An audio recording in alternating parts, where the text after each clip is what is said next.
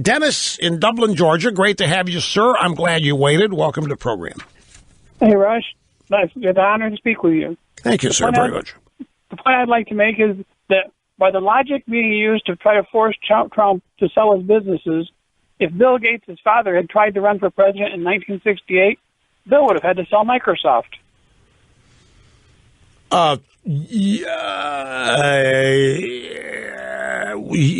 Yeah. Basically, because Trump is putting his sons in charge of the business, so he's divesting himself of the running of the business. It would be the same as if Bill Gates' father had tried to run. But Gates has effectively done that anyway. He's retired. He's pulled out of Microsoft. Still has some stock, but now he's investing in mosquito nets, right. And stuff. But I was talking about 1968. Right. But what is your 1988? Okay. What's the point? The point would be that comparing what what they're trying to do to Trump now, what they would have done if Bill Gates' father had run in 1988. Yeah, but Bill Gates didn't, and he never would. No, he didn't. But if Bill Gates' father had, Bill Gates would have been the running a big company like Trump's sons are going to be doing because Trump is. What are you? Over to him. Wait a minute. Are you saying Trump should not have to divest because they might not have made Gates divest in 1968? What are you saying? I'm saying that Trump is handing over the running of his businesses to his sons, and he's not going to be in charge of the business. His sons are. It would be like if Bill Gates' father had run in 88. Bill Gates' father wouldn't have been in charge of the business, but because Bill would have. You're saying that if that had happened with Gates, the left wouldn't have cared, they would have applauded it, but with Trump doing it and his sons running it, they're not accepting it. I'm not sure they wouldn't have cared, but that's entirely possible. I'm sorry to be rude, but I don't get the point. Bill Gates didn't run. No, I mean, we can play the what if game on anything here. I don't. Are you suggesting that Trump should not have to divest? Are you suggesting that? I'm suggesting that handing over his running of the company to his sons should be sufficient. Should or should not be? Should be. Should be. Oh, well, where is it not sufficient? Who's saying it isn't? Well, screw them. The drive-by say it's not sufficient.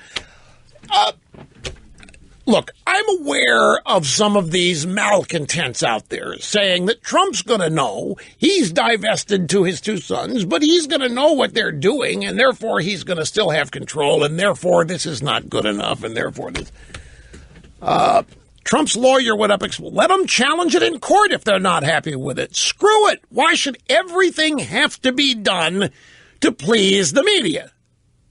Well, the media doesn't like what you've done. The left doesn't like what you've done, Mr. Trump. They don't think that having your sons in charge is enough distance. All right, well, I'll put Marla Maples in charge. Well, I don't think that would be enough distance either. They want you to make yourself a pauper. They want you to sell everything you own, Mr. Trump. Oh, you mean like the Kennedys did? Except the Kennedys didn't. This to me is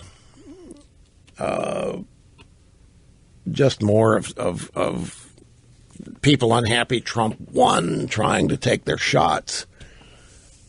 Trump said at his press conference yesterday that all of the profits from his international hotels are going to be turned over to the United States Treasury.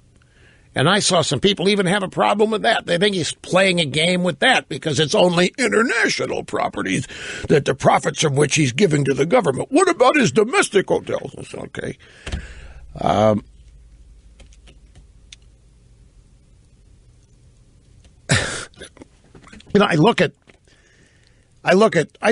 finally get the caller's point here. We don't need to make up something about Bill Gates. We use Harry Reid.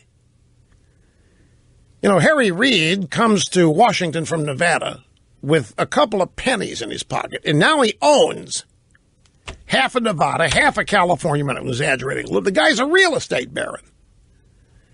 The guy was able to afford to live in a penthouse suite at a Ritz-Carlton or some other type hotel in Washington, Capitol Hill. He can't do all this on his congressional Senate salary. He can't do it. Where do these guys get their money? And nobody says anything about it.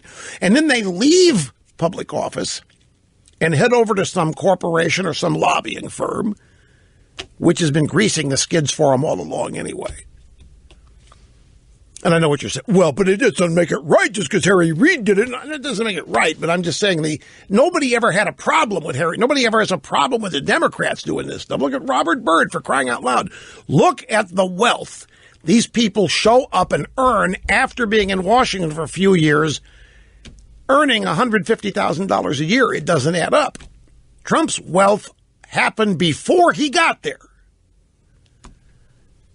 And he might leverage it for him. What they're trying to get people to believe is that Trump only wants to be president to leverage the insider knowledge and power and status he will have to further enrich his holdings. And, I guess I understand people that have these concerns. But to me, they're way down the list of things that are important in terms of the country, what's wrong with it, and how to fix them. Anyway, I have to take a break. I appreciate the call. Dennis will be right back. Don't go away.